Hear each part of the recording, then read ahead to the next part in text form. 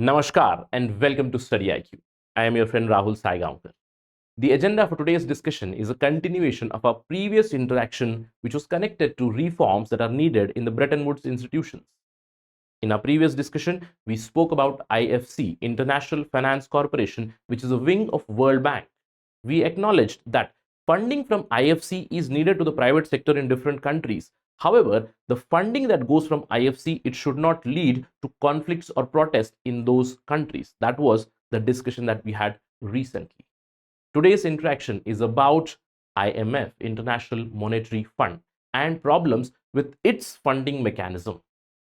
Now, these are the Bretton Woods institutions. We know that World Bank and IMF, these are called Bretton Woods institutions. They are global financial institutions which emerged through the Bretton Woods Conference in 1944. The mandate is a little different, but they are again connected with global financial stability, global financial development. IMF deals with the balance of payment crisis that the nations face. World Bank, when it initially came in 1944, that is IBRD, International Bank for Reconstruction and Development, its mandate was reconstruction and development of European continent. Later on, through the different organizations that World Bank grouping has now, its mandate is broadened. Today, they work towards poverty alleviation, they work towards sustainable development in the entire world. Today's interaction is about IMF, International Monetary Fund. We have already established that these Bretton Woods institutions, they need structural and functional reforms. There is a lot of Eurocentrism in these institutions. We are not going to focus on that aspect. We are going to focus specifically on the funding which goes through IMF to the nations and how it is being misutilized. You can see here how governments use IMF bailouts to hurt political opponents. That is what is the theme of today's discussion, because a new research has come up. We are going to understand this through the recent case study of Sri Lankan economy. To understand what kind of changes are needed, stay with me till the very end. All right, let's begin. But before that, please remember StudyIQ's P2I program English batch is starting today, 17 November at 6 p.m. You still have the opportunity. You have a couple of hours to enroll yourself. Do it now. I'll see you in the class. This is the most comprehensive program for UPSC civil services preparation. Please spread the word to your friends, associates, known people who want to become IAS, IPS so that they join this comprehensive program. All right? Let's begin. Let's begin our discussion about IMF. Now, as I told you, Bretton Woods institution, IMF, International Monetary Fund, its mandate is to help countries or nations which are reeling through some economic problems, especially the balance of payment problems. They are not able to pay their dues at the to the international players or to the lenders. Basically, they are defaulting on their loans.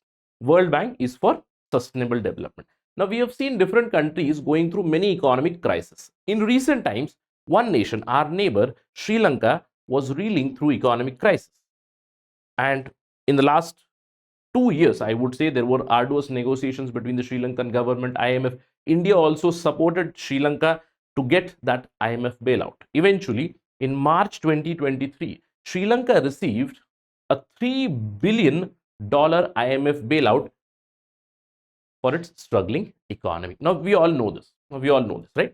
But the big problem is to understand what is happening. Means IMF, the International Monetary Fund, it is giving money to Sri Lankan government.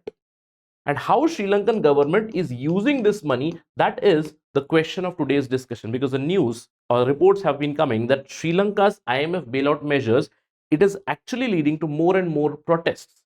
People are criticizing the government, which is run by Ranil Wickremesinghe right now, of partisanship. Now, let's try to understand what is happening. Now, to have a background of this, you need to understand when you look at Sri Lanka.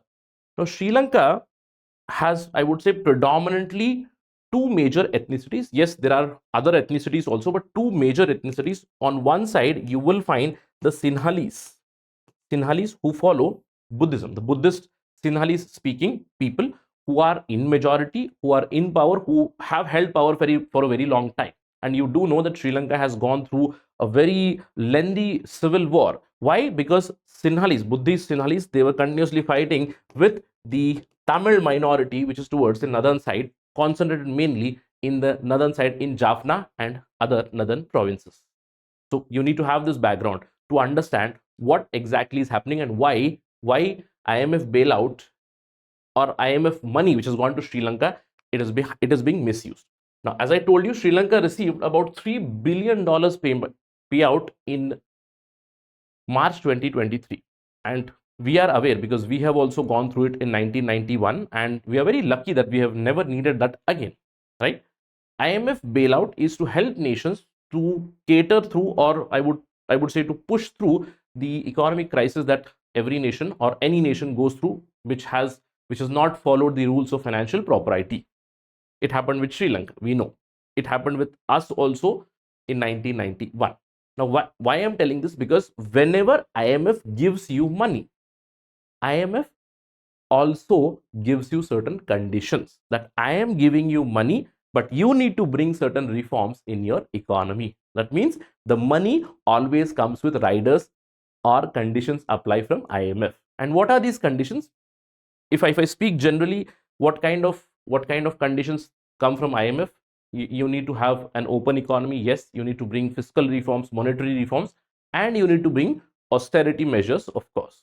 So to Sri Lanka also, same things were suggested, that if you are getting $3 billion of bailout from IMF, you need to bring austerity measures. Now, these austerity measures would be spending cuts, your fiscal reforms, your tax reforms, and other reforms. Why? Because right now you have very heavy inflation, you have debt crisis, your economy is reeling, and that's why you need to bring these changes.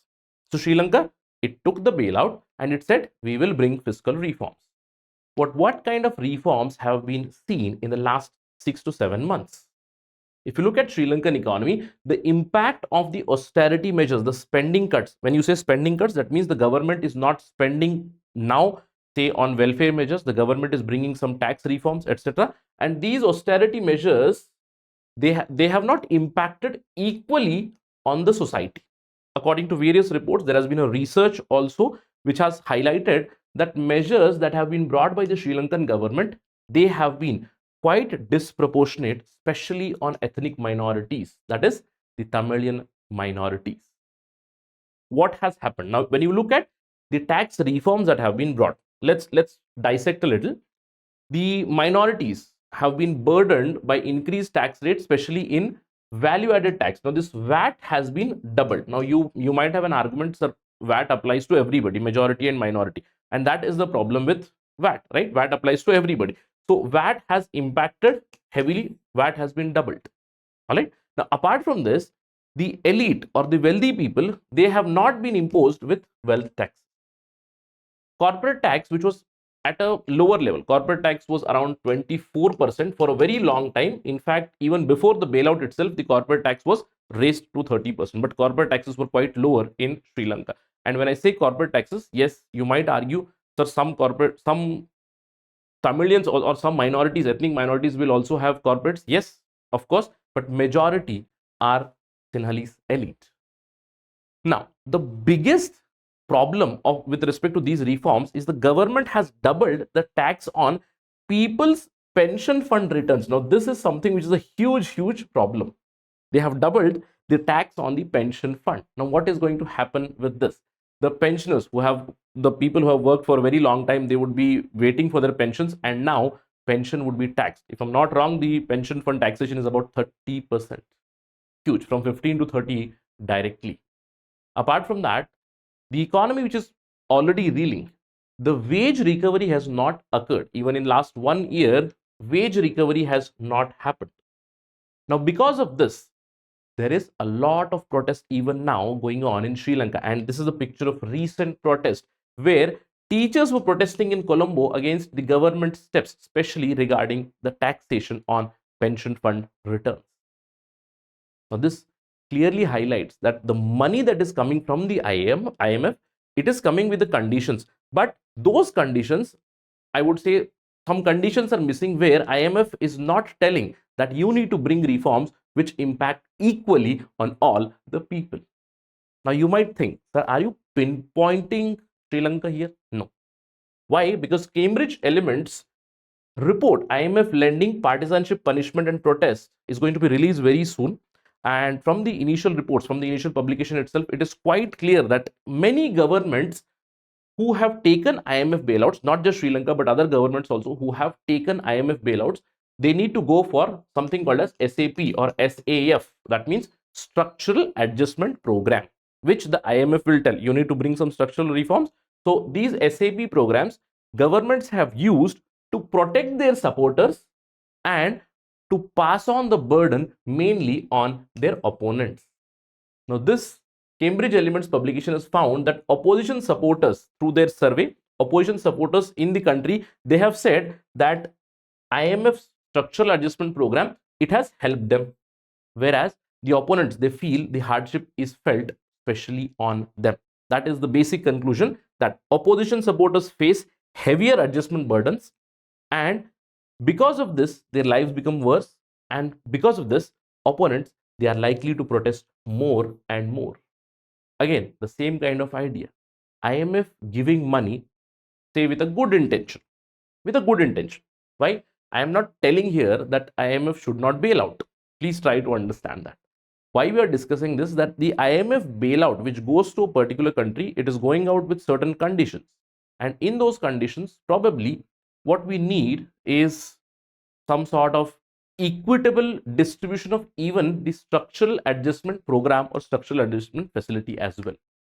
First of all, you need to understand it is nothing new. Now this research, it highlights, it basically gives you data. But right from beginning, whenever IMF bailout, we talk about IMF bailout, you need to understand that the government which is ruling or the economy of that nation, there is something wrong with it. That is why they are needing bailout. Correct? That means one nation or one government or people have not been financially prudent. That is why you are right now needing a bailout. But once you take that bailout, using that bailout, you are trying to muzzle your opposition. You're trying to muzzle one section of the people. That is why inequality rises. And IMF's programs, right from before, they come with conditions. And those conditions, many experts have highlighted, the conditions that IMF puts, it already leads to rising inequality. Now add to it the government's policy choices where it suppresses one section of people, and the burden of these structural adjustment programs are not transferred to the supporters, or they are safeguarded. So what can be done? Of course, the bailouts are needed. You need to understand the bailouts are needed. The first and the best solution would be try to avoid BOP crisis, and IMF can help in this regard to give certain warnings to these countries. For example, if Sri Lanka is most likely to default in the next few years, right? Because you already understand the economic trend. So IMF can come up with some sort of warning, early warnings for an economy, that if you continue on this particular line, probably there will be a BOP crisis. So try to avoid BOP crisis. That is the best solution. The second solution, some experts highlight, is give a non-conditional bailout. Now, I would say I'm not a very big proponent of this, but a non-conditional bailout would be like an open check. Now, there is a moral hazard connected with it. Why? Very simple. See, I am the government. I am not following financial propriety. I am not prudent enough, so I am spending recklessly. When I spend recklessly, my economy is pressured and I am defaulting on the loans. Then only I lead to the BOP crisis. Now, I say, okay, fine, no issues. I will get into BOP crisis.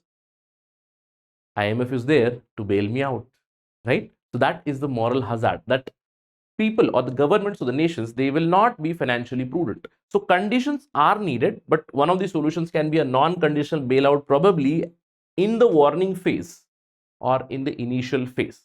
But conditional bailouts are, to a large extent, they make sense. Not forceful conditional bailouts, but negotiated conditional bailouts are very decent. But a better solution would be a broader bailout negotiation. A broader bailout negotiation. Now, what do I mean by this?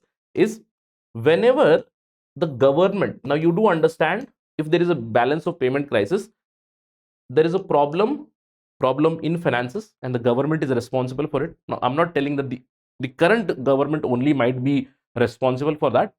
Previous governments might have taken certain steps because of which the situation is like this. But the current government has the responsibility to run or to take the country through this crisis, isn't it? Now, what can happen is, whenever negotiations are going on with IMF, IMF can bring certain conditions that a bailout to the government will come when, say, you are running through a crisis. So try to bring a unity government or include opposition, civil society organizations in the negotiations, so that there is accountability, that when I give you money, say I give you $3 billion, ensure that those $3 billion are used prudently to run your economy, and ensure that you do not give benefits only to your supporters and you suppress your political opponents. That is, or those kind of conditions, they make sense, isn't it? So these are some of the ideas which experts suggest. Do let me know if you have any ideas, right? So normally when I ask this question to students in the classes and all, they come up with unique ideas. They say, don't go to IMF, take loan from somewhere else. Yes, we do have those options as well. Right now we have the contingent reserve arrangement of the BRICS. So one of the options is available, that you can take out or you can take bailout from some other institutions. But as of now, IMF and World Bank are still world's biggest financial institutions.